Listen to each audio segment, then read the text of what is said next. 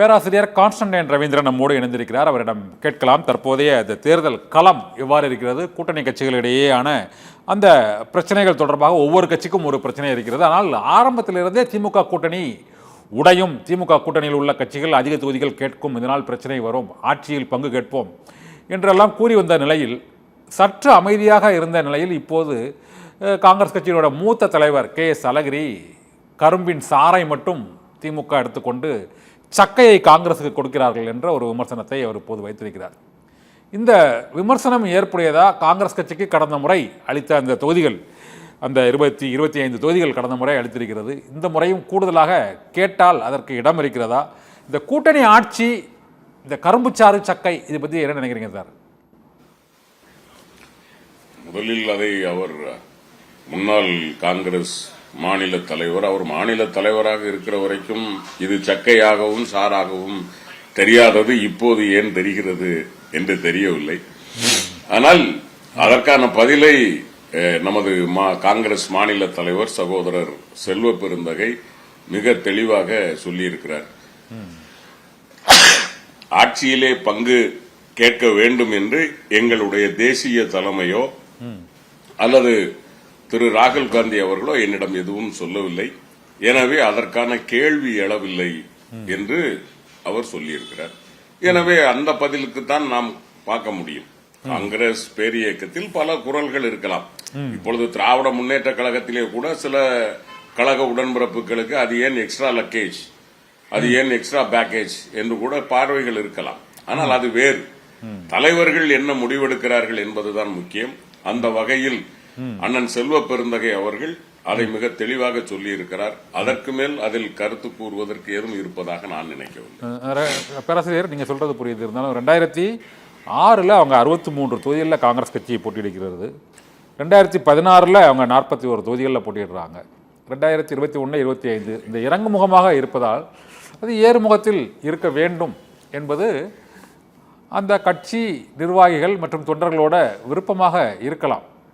இதில் கூடுதல் தொகுதி கேட்பதாலேயே அந்த கூட்டணியில் குழப்பம், திமுக கூட்டணி உடைந்துவிடும் என்ற விமர்சனம் முன்வைக்கப்படுகிறது. இந்த ஆட்சியில் பங்கு என்ற கோரிக்கையை விடுதலை சிறுத்தைகள் கட்சியும் தொடர்ந்து வலியுறுத்தி வருகிறது. இந்த KS அழகிரியின் அந்த பேச்சு தொடர்பாக விசிகாவின் துணை பொதுச் செயலாளர் வன்னியரசு உள்ளிட்டோர் ஆட்சியில் பங்கு கேட்பது எங்களுடைய நீண்டகால உரிமை முழக்கம் என்று கூறி வருகிறார்.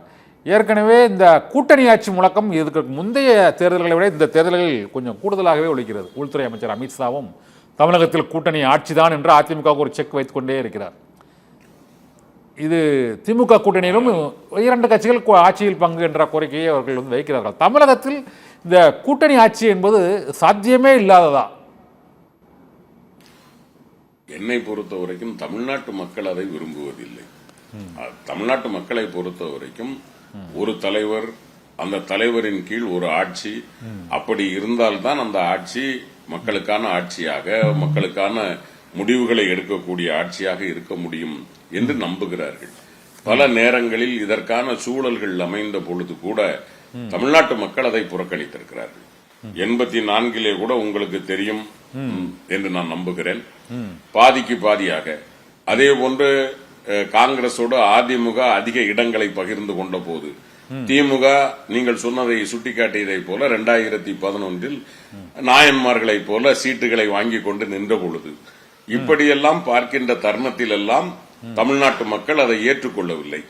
எனவே மக்கள் ஏற்றுக்கொள்ளாத ஒன்றை நாம் கொண்டு செலுத்துவது என்பது சரியாக இருக்குமா என்ற கேள்விதான் எழுகிறதே தவிர, அண்ணன் திருமா அவர்கள் அதிகாரத்தில் பங்கு என்பதை 2026 நோக்கி மட்டும் பேசவில்லை. அவர் ஐயா மூப்பனார் அவர்களுடைய விரல் பிடித்து அவர் அரசியலுக்கு வருகிற பொழுதே அந்த கோரிக்கையோடு தான் வந்தார். அதே போன்று காங்கிரஸ் பேரியக்கம் ஒவ்வொரு தேர்தல் வருகிற போதும் ஆட்சியிலே பங்கு என்ற சூழல் வரும்.